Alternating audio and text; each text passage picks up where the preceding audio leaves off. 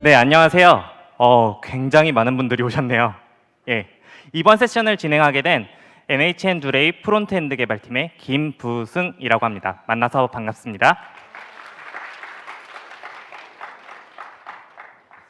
먼저 진행하기에 앞서서 저에 대한 소개를 좀 할게요. 저는 팀에서 R2라는 별명으로 불리고 있어요. 그리고 저는 2015년부터 두레이를 개발하고 있고요. 현재는 메신저와 위키를 주로 개발하고 있어요. 그리고 오늘은 위키를 이번에 정리한 내용을 가지고 소개해드릴까 합니다. 먼저 괴물같이 변한 두레이라고 했는데 왜 이렇게 괴물같이 변했는지를 먼저 설명드릴 거고요. 이것을 정리한 내용을 컴포넌트와 데이터 파트로 나눠서 설명드릴 거예요. 마지막으로는 이것을 테스트하기 위해 어떻게 했는지를 설명드릴게요. 그러면 왜 두레이는 이렇게 괴물같이 변했을까요? 네, 2014년 10월 두레이는 개발을 하기 시작했어요. 지금으로 보면 만 8년이 넘어가는 굉장히 오래된 시간이죠. 혹시 이런 말 들어보신 적 있나요? 오늘 작성한 코드가 내일 생각해보면 레거시 코드라는 말이 있죠. 그만큼 당장 내일만 생각해 보더라도 오늘장 코드가 잘 기억이 나지 않아서 생긴 말일 거예요. 그런데 두레이는 8년이나 지난 서비스고 8년 동안 개발자들도 많이 변했겠죠. 그러다 보니 히스토리를 정확하게 추적하기가 힘들었어요. 그래서 수정을 할 때마다 사이드 이펙트가 발생하는 경우가 많았고 그것으로 인하여 버그나 장애가 발생했죠. 그로 인해서 수정을 하는데 조금씩 소극적으로 변해갔어요. 다른 면은 규모를 들 수 있는데요. 두레이 세션이 좀 많아서 전체에 나열을 하는 건 좀 생략하겠습니다. 좀 많죠? 저희는 이런 서비스들을 주로 제공하고 있어요. 그 중에서 메신저를 제외한 나머지 서비스가 SPA로 만들어져 있어요. 즉, 도메인을 가지고 있는 각각의 서비스들이 서로 하나의 SPA로 몰려서 서로 상호작용하는 거죠. 그러다 보니 당연히 복잡도는 높아졌겠죠. 이걸 보고 되게 반가우신 분들도 많으실 텐데요. 두레이는 앵귤러.js로 만들어졌어요. 이게 언제적 앵귤러.js인데 라고 생각하시는 분도 계시겠지만 네, 그렇습니다. 2022년 1월에 EOL, 즉 더 이상 지원을 안 하는 프로젝트예요. 하지만 두레이는 아직도 이걸 쓰고 있죠. 그런데 앵귤러.js는 꽤 오래전부터 종료를 예고하고 있었어요. 그러면 두레이는 왜 아직까지 이걸 쓰고 있는 걸까요?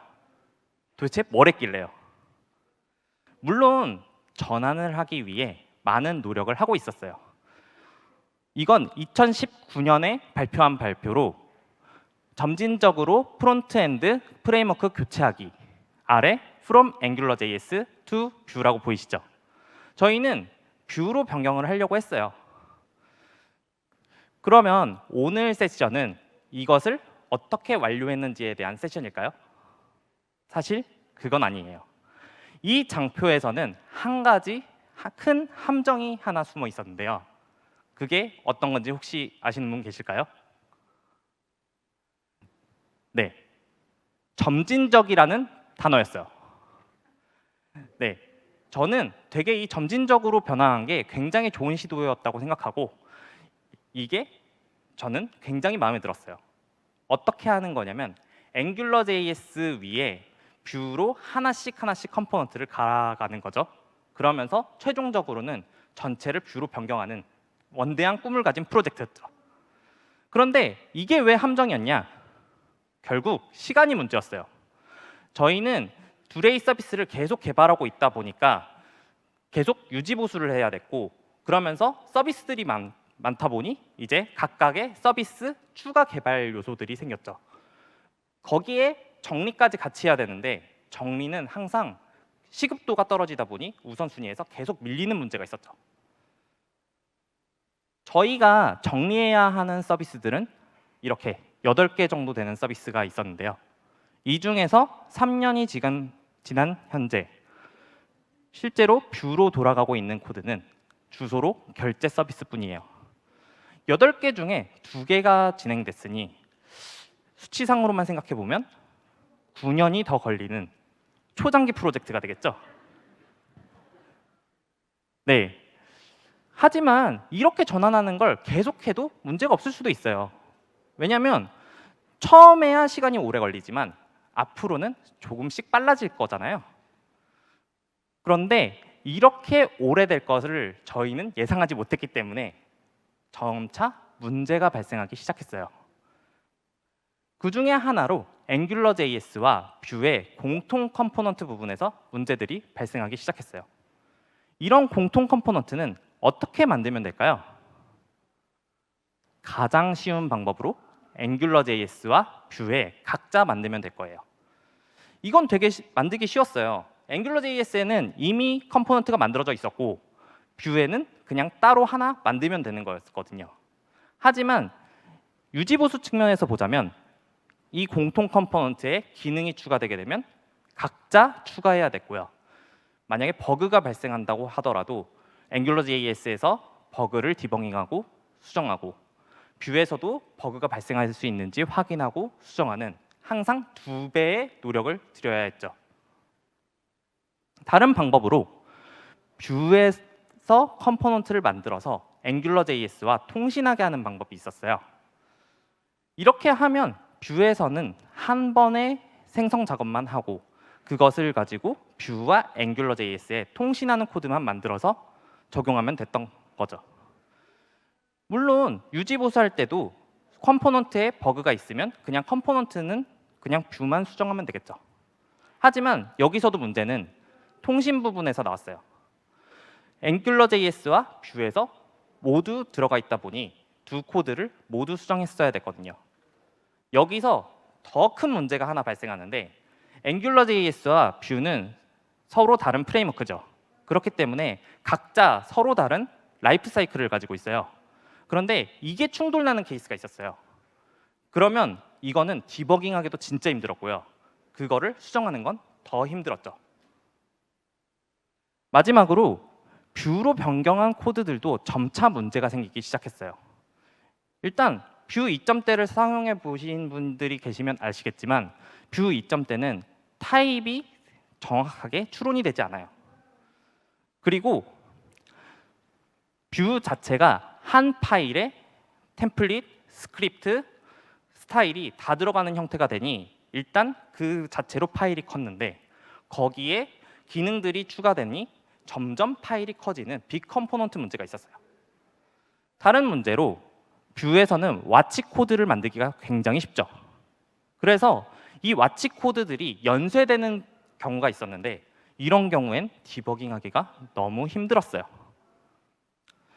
마지막으로 뷰 코드도 3년 정도 개발을 하다 보니 이렇게 짜면 더 좋겠구나 하는 코드 스타일들이 나오게 됐어요.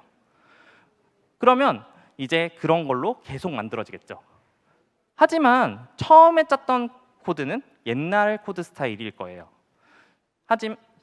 그런데 저희는 앵귤러.js에서 뷰로 전환하는 게 더 급했고 빨리 할 수 있을 거라고 생각했기 때문에 이런 코드들을 방치한 채로 전환을 하게 된 버린 거죠. 그런데 3년이 지났으니 아직도 이렇게 남아 있으면서 뷰 레거시 코드도 남아 있게 된 거죠.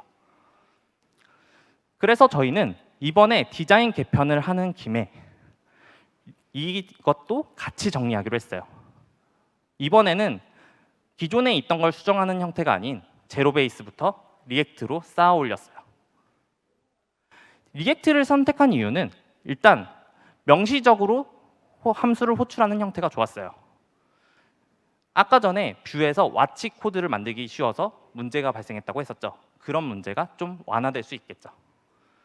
그리고 리액트는 순수한 함수의 호출 형태이다 보니 타입 추론이 잘 됐어요. 그리고 프론트엔드에서 가장 많이 사용하는 게 뭘까요? 저는 리액트라고 생각해요. 그러니까 레퍼런스들이 굉장히 많겠죠. 그리고 이전 정리에서 한 가지 교훈이 있죠. 점진적으로 전환하면 시간이 너무 오래 걸린다. 그래서 저희는 잠시 기능 개발을 멈추고 리뉴얼을 시작했어요. 그 중에서 컴포넌트를 정리하는 부분에 대해서 설명드릴게요. 이 화면은 이번에 정리한 위키 화면인데요. 이쁘게 생겼나요? 저희는 이걸 만들어야 됐어요. 그러면 이걸 어떻게 만들어야 될까요? 한 번에 모든 걸 만들려면 너무 복잡하니 일단 쪼개겠죠. 공통적인 부분을 쪼개고 위키도 어느 정도 쪼갰어요. 그 다음 어떤 요소가 있는지를 알아봐야 되는데 모든 것을 확인하기에는 시간이 없으니 저희는 LMB만 주목해서 확인해 볼게요. LMB에 어떤 요소가 있는지 한번 생각해 보죠.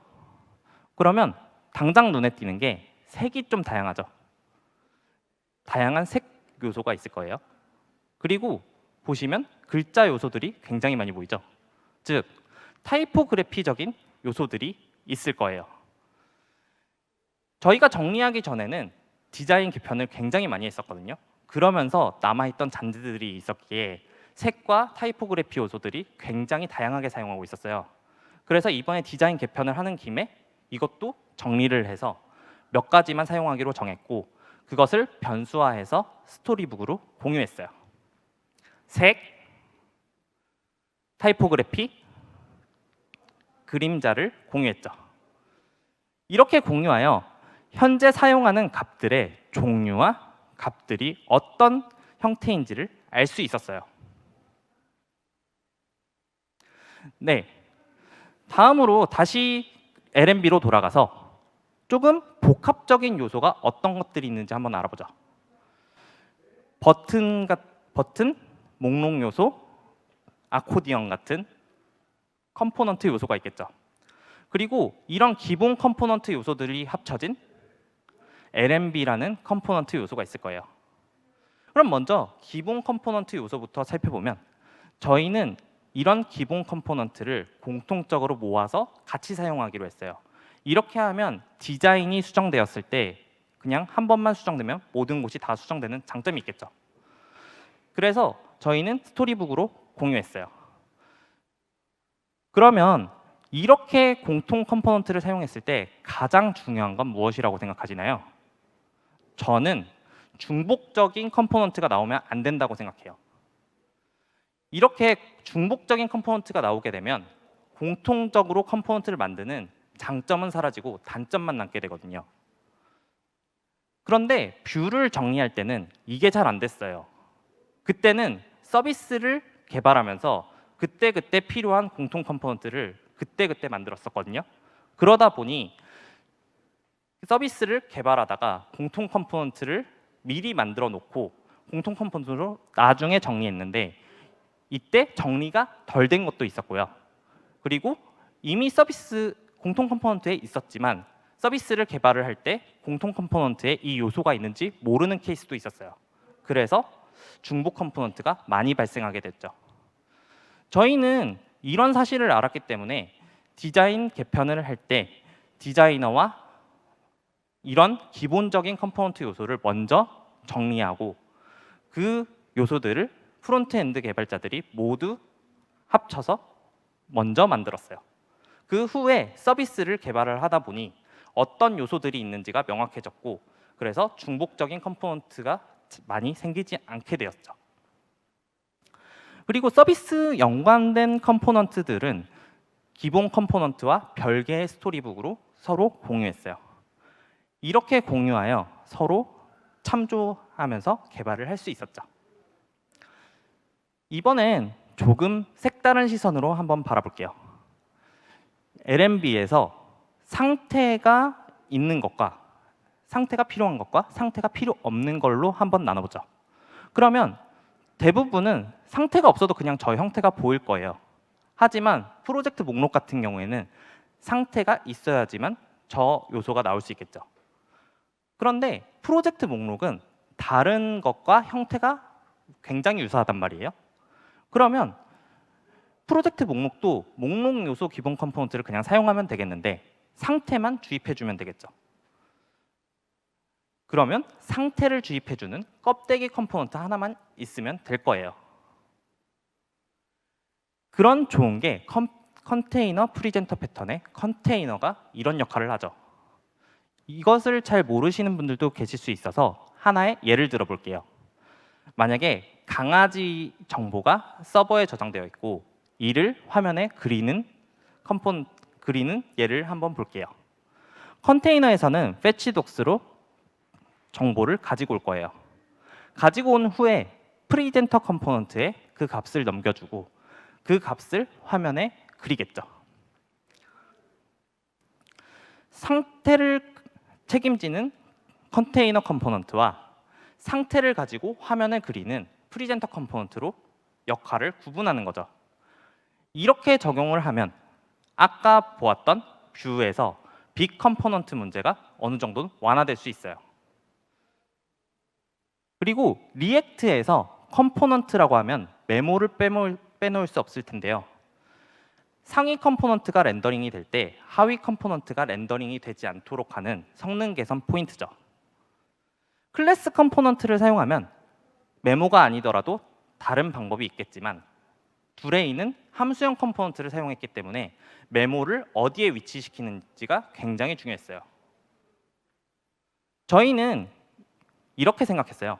컨테이너의 하위에 컴포넌트는 한 개만 두고 그 컴포넌트를 메모하는 거죠. 그러면 상태를 가지고 있는 컨테이너가 어쨌든 상태를 넘겨줄 거고 그 상태가 변경되지 않았다고 하면 이 하위 컴포넌트는 변경될 필요가 없다는 얘기일 테니까요. 그림으로 그리면 이렇게 보일 거예요. 컨테이너 하위에 메모 컴포넌트가 존재하고 메모 컴포넌트는 다른 컴포넌트들과 컨테이너들을 모아서 화면을 그릴 거예요. 만약 컨테이너에서 컴포넌트로 넘어간 값이 A라고 가정해보죠. 컨테이너가 리렌더 되더라도 A라는 값이 그대로 넘어가고 있으면 이 하위 컴포넌트들은 모두 리렌더가 되지 않을 거예요. 하지만 컨테이너에서 값을 B를 넘겨주게 되면 이 하위는 모두 리렌더가 되겠죠. 지금까지 내용을 정리해보면 다음과 같습니다. 프리젠터 컴포넌트는 상태에 따라서 화면을 그려주고 이것을 스토리북으로 공유할 수 있어요. 그리고 상태를 관리하는 컨테이너 컴포넌트 이렇게 두 개로 나눌 수 있죠. 이번에는 데이터 관점으로 한번 살펴볼게요. 컴포넌트에서 데이터라고 하면 보통 상태를 나타내죠. 그러면 LMB에서 상태는 어떤 것들이 있을까요? 열기, 닫기 상태가 있을 수 있고요. 임시 보관함 개수도 상태겠죠. 그리고 프로젝트 목록도 상태일 거예요. 그리고 어떤 것을 활성화되었는지 정보를 알려주는 활성화 페이지 정보도 상태겠죠. 그러면 이런 상태는 어디에 저장되어야 할까요? 가장 쉽게는 컨테이너에 저장할 수 있을 거고요. 다른 하나로는 리덕스 같은 스토어에 저장할 수 있을 거예요. 듀레이에서는 리덕스를 스토어로 사용하고 있기 때문에 앞으로 나오는 스토어라는 용어는 리덕스를 가리킨다고 보시면 될 것 같아요. 네, 그러면 컨테이너의 상태를 저장했을 때의 장단점에 대해서 한번 알아볼게요. 일단 컨테이너에서 상태를 추가하는 건 굉장히 쉬운 일이죠. 유즈 스테이트 하나만 추가하면 되니까요. 하지만 외부 컨테이너의 상태를 참조하는 건 조금 쉽지 않을 것 같아요. 그리고 상태를 사용하는 계산 로직들은 항상 컨테이너 내부에만 존재해야겠죠. 또 비동기 로직을 다루기가 힘들어요. 이것과 관련된 예로 제가 옛날에 겪었던 일이 있는데 컨테이너에서 API를 호출해서 그 결과를 가지고 온 후에 화면에 그리는 로직을 넣었던 적이 있었어요. 많이 사용하시는 방법들이죠. 그런데 API를 호출을 하고 결과가 내려오기 전에 사용자가 페이지를 전환해버린 거예요. 그렇게 되면 컨테이너는 화면에서 사라지게 되고 API는 호출하고 있으니 결과가 내려오겠죠. 그리고 그 콜백에서 상태를 컨테이너에 저장하려고 할 거예요. 이때 에러가 발생했어요. 즉 컨테이너에서 비동기 로직을 넣을 때는 컨테이너 자체가 사라지는 것도 염두에서 코딩을 해야 된다는 얘기겠죠. 그러면 스토어에 상태를 저장했을 때의 장단점을 한번 살펴보죠. 리덕스를 사용한다고 했으니 상태를 추가할 때 일이 좀 많아요. 번잡스럽거든요. 하지만 상태를 참조하려고 하면 스토어에서 참조하든 컨테이너에서 참조하든 쉬울 거예요. 또한 계산 로직도 어디에 위치하든 상관이 없겠죠. 또 스토어는 사라지는 값이 아니기 때문에 비동기 로직을 다루기도 쉬울 거예요. 이번에는 사용자가 동작을 했을 때의 흐름을 살펴볼게요. 상태가 컨테이너에 있으면 사용자가 동작할 때 상태를 변경할 거고요. 상태를 변경하면 렌더링이 발생하겠죠. 그리고 렌더링으로 인하여 하위 컨테이너에서 API를 호출할 거예요. 그리고 그 API를 호출한 것은 그 결과로 상태 변경을 다시 일으킬 거고요. 이렇게 하게 되면 사용자의 동작으로 상태 변경이나 API 호출에 대한 내용을 바로 떠올리기가 힘들어요. 뎁스가 얇을 때는 이게 쉽게 떠오르겠지만 보통은 뎁스가 길고 앱이 크니까요.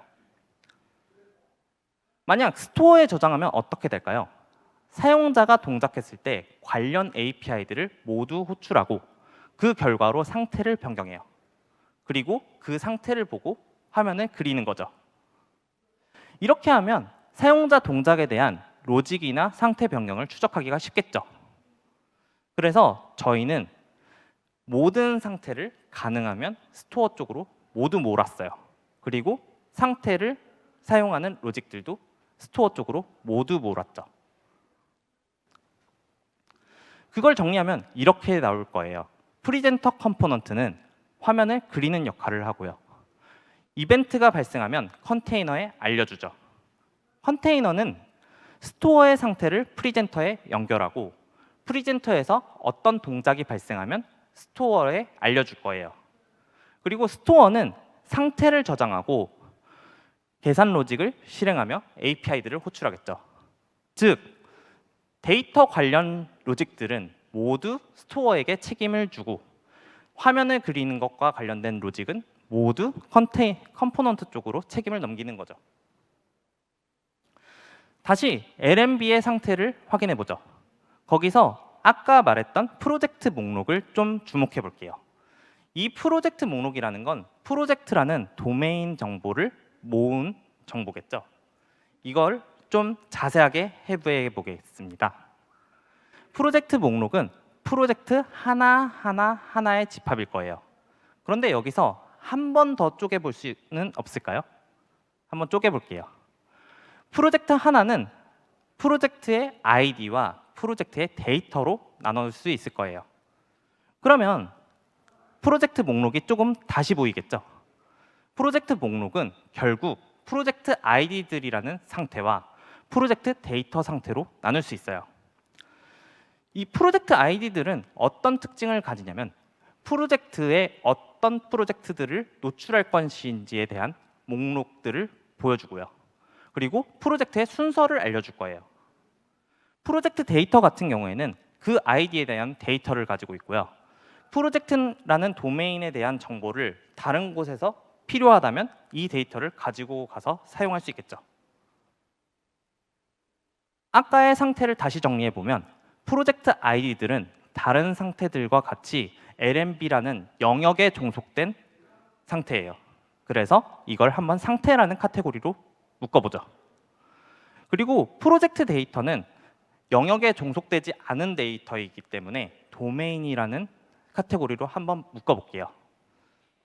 아까 저희는 상태의 저장을 모두 스토어로 온다고 했죠. 그러니까 성격이 다른 두 가지 상태를 저장하기 위해서 저희는 UI 스토어와 데이터 스토어를 만들었어요. UI 스토어는 영역에 대한 상태를 저장하고요. 관련 액션을 처리해요. 그리고 데이터 스토어는 도메인 정보를 저장하고 관련 API를 호출하여 서버와 클라이언트 간의 싱크를 맞추죠. 이렇게 했을 때의 장점은 어떤 게 있을까요? 먼저 데이터 파편화를 막을 수 있어요. 저희가 개인 프로젝트라는 도메인 데이터를 공개 프로젝트라는 데이터로 바꿔본다고 가정해보죠. 그랬을 때 한 개를 변경하고 다른 쪽에 싱크 로직들을 만들어서 변경을 시킬 수 있겠죠. 하지만 싱크 로직들은 좀 복잡할 수도 있을 거예요. 다른 방법으로는 하나를 변경한 다음에 다른 쪽에 알려줘서 API를 호출하게 하는 거예요. 그러면 최종적으로 공개 프로젝트라는 데이터로 모두 바뀌겠죠.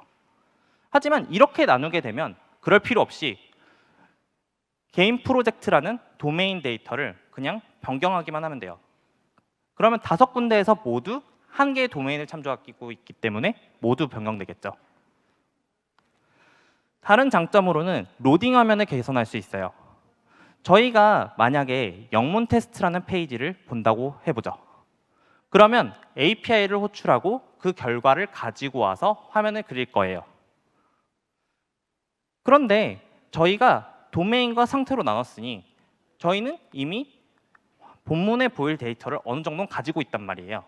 그러니까 그 데이터를 같이 사용해서 화면에 미리 보여줄 수 있겠죠. 이렇게 했을 때 정말 장점은 영문 테스트를 한번 본 다음에 다시 다른 페이지를 보고 다시 영문 테스트를 보면 이미 메모리상에는 본문에 보여줄 데이터가 모두 존재하게 되죠. 그러면 그냥 화면을 보여주면 돼요. 이때 걱정되는 건 이게 최신 데이터가 아니라는 거예요. 하지만 최신 데이터는 별도로 API를 호출을 하고 있고 그래서 그 결과가 내려오면 다시 화면을 변경시키겠죠. 이렇게 사용자 경험을 조금 더 좋게 만들 수 있는 거죠. 반대로 만약에 API를 가지고 온 결과가 이전 값이랑 다를 바가 없다면 어떤 일이 발생할까요? 컨테이너는 다시 리렌더 되겠지만 컴포넌트는 아까 메모 컴포넌트로 성능 메모아이즈 했으니 더 이상 렌더링이 되지 않겠죠. 네, 데이터 스토어는 도메인과 관련된 스토어라고 했죠. 그래서 도메인별로 데이터 스토어를 하나씩 만들면 될 거예요. 그러면 UI 스토어는 어떻게 만들면 될까요? 일단 영역을 쪼개고요. 그 영역에 따라서 UI 스토어를 매핑시켰어요.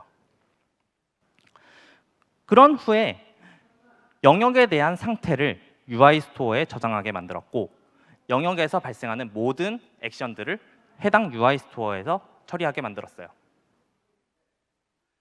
첨부하는 것을 한번 예로 들어보죠.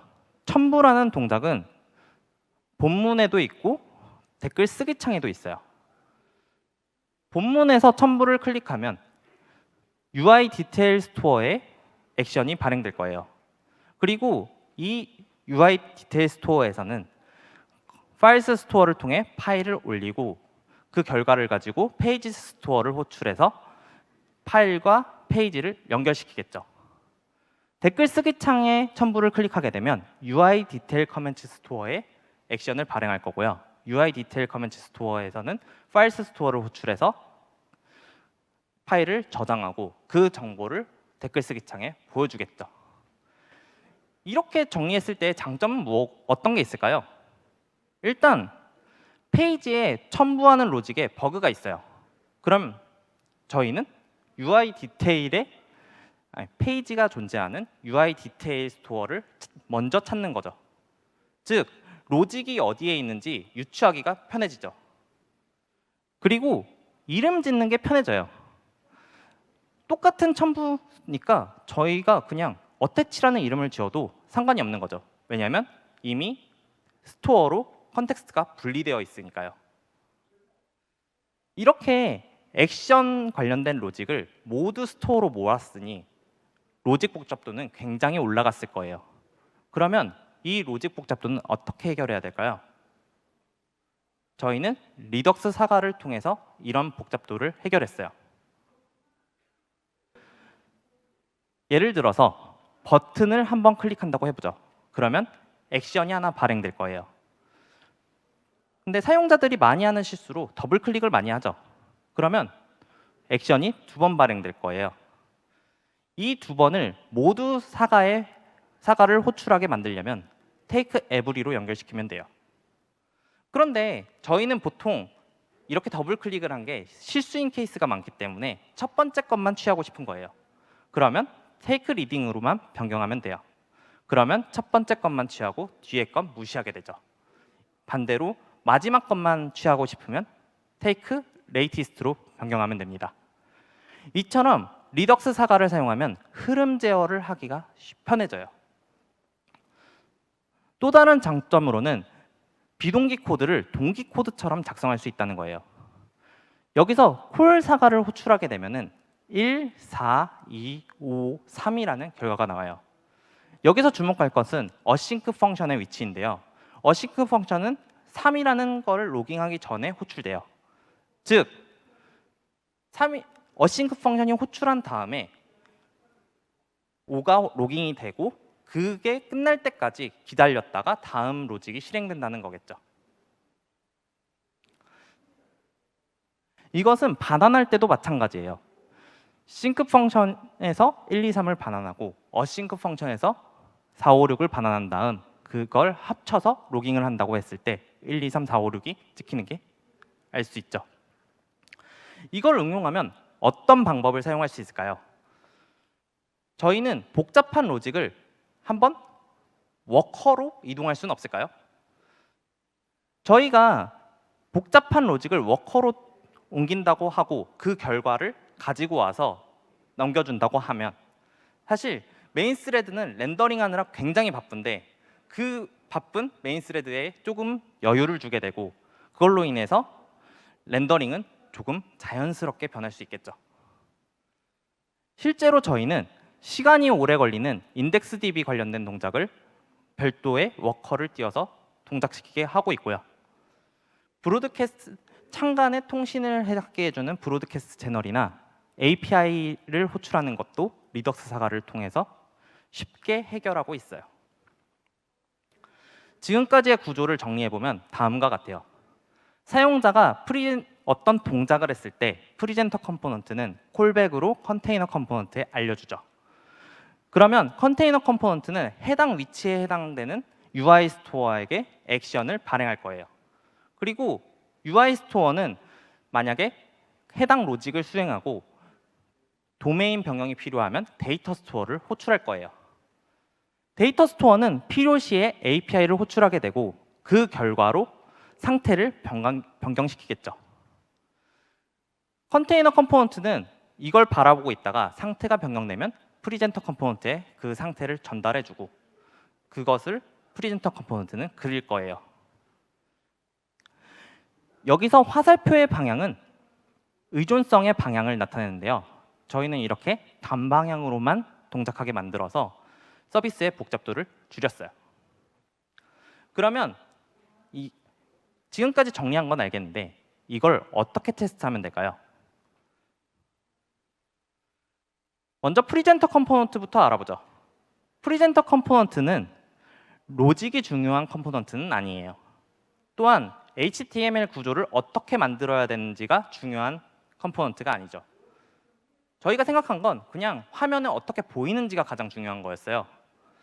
그래서 여기서는 따로 별도의 테스트를 만들진 않고요. 스토리북으로만 그냥 확인하기로 했습니다. 컨테이너 컴포넌트가 하는 역할을 보면 결국 프리젠터 컴포넌트와 스토어 사이의 상호작용을 연결해주는 역할을 하죠. 이것을 테스트하기 위해서 저희는 프리젠터 컴포넌트는 스파이 함수로 바꿨고요. 스토어의 위치는 특정 목 상태를 주게 만들었어요. 그럼 결국 어떤 목 상태에 대해서 어떤 프리젠터 컴포넌트에 어떤 파라미터를 넘겨주는지를 테스트하면 되고 그 파라미터 중에 콜백 함수를 실행했을 때 어떤 상태 액션을 발행하는지 테스트를 하면 테스트가 되겠죠. 그리고 가장 중요한 건 모든 로직이 모여있는 스토어를 테스트를 하는 거였는데요. 스토어는 결국 리덕스 사과로 만들어져서 대부분 사과였어요. 그래서 이것을 사과를 테스트해야 되는데 만약 콜 사과를 한번 테스트해보죠. 그러면 콜 사가를 실행을 하고 싱크 펑션이 포크로 일드되는지 확인하고 어싱크 펑션을 콜로 일드되는지 확인하고 리턴 값이 없는 걸 확인할 거예요. 뭔가 좀 부족하죠? 그래서 이번에는 로깅 함수를 모킹했어요. 그래서 어떤 값으로 호출되는지를 확인하는 거죠. 즉 오른쪽과 관련된 정보를 확인할 수 있겠죠. 그런데 이게 저희가 원하는 테스트일까요? 저는 아니라고 봐요. 사실 저희가 원하는 건 싱크 펑션이나 어싱크 펑션 내부의 로직도 어떻게 동작하는지 확인을 하고 싶거든요. 그래서 저희는 단위 테스트를 하기보다는 사가 함수를 실행하고 그 결과를 확인하는 통합 테스트를 하기로 했어요.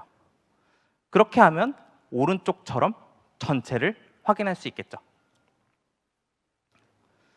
그러면 이렇게 테스트를 만들었다고 문제가 없어졌을까요? 그건 아니었어요. 하나의 예를 들어서 다음과 같은 테스트가 있다고 해보죠. A 사가가 B 사가를 호출하고 B 사가는 상태를 변경해요. A 사가가 또 C 사가를 호출하고 C 사가는 API를 호출하는 테스트가 있다고 해보죠. 그런데 사가는 본질적으로 제너레이터고 그렇기 때문에 순서가 굉장히 중요하거든요. 그래서 순서만 변경해서 호출한다고 하더라도 이 테스트는 깨지게 돼요. 조금 더 극단적인 예로 C 사가를 리팩토링해서 C1 사가랑 C2 사가로 분리한다고 했을 때 이때에도 테스트는 깨지게 돼요. 그러면 저희가 원하는 건 결국 A 사가가 호출되었을 때 어떻게 스토어의 상태가 변경되는지만 확인하고 API를 어떤 API를 호출했는지를 확인하면 되겠죠. 이렇게 하면 내부의 로직이 어떻게 리팩토링이 되든 얘는 항상 성공할 거예요. 이를 아까의 예로 다시 확인해 보면 콜 사가를 실행했을 때 1, 4, 2, 5, 3의 로깅이 찍히는지만 확인하면 되겠죠. 이렇게 테스트를 하는 방법은 찾았어요. 그러면 사가 함수가 굉장히 많을 텐데 이 모든 사가 함수를 테스트하면 될까요? 저는 사실 이게 되게 불필요한 테스트라고 생각했어요. 테스트 코드는 결국 유지보수 비용을 증가시키는 형태로 동작하거든요. 그래서 제가 주목한 건 액션이었어요. 결국 스토어의 인터페이스는 액션이에요. 이 액션을 실행하는 사람은 사용자겠죠. 즉 사용자가 동작하면 액션이 발행되고 그 액션이 어떤 사가를 호출해서 중간 과정을 통해서 상태를 변경하고 API를 호출하겠죠. 저희는 그래서 액션에 대해서 어떤 액션이 발행될 때 그 전과 후의 상태가 어떻게 변경되는지를 확인하고 어떤 API를 호출하는지를 테스트로 작성했어요. 이렇게 통합 테스트를 만든다고 했을 때 가장 걱정되는 건 실행 시간일 거예요. 오래 걸리면 이걸 계속 사용하기가 힘들겠죠. 그런데 위키 쪽에서 191개의 테스트를 실행시켜 본 결과 23초 정도 걸렸어요. 24초네요. 네. 저는 아직까지는 이게 그렇게 무리한 시간이라고는 생각하지 않고 있습니다. 지금까지의 내용을 테스트까지 포함해서 정리 한번 해볼게요. 프리젠터 컴포넌트는 상태에 따라서 화면을 그리고요. 스토리북으로 테스트를 합니다. 그리고 컨테이너 컴포넌트는 프리젠터 컴포넌트와 스토어 사이에 상호작용을 하는 역할을 하고요. 호출 테스트를 할 수 있을 거예요. 그리고 스토어는 도메인을 저장하는 데이터 스토어와 영역의 상태를 저장하는 UI 스토어로 나누어지고요. 이를 통합 테스트로 테스트할 수 있을 거예요.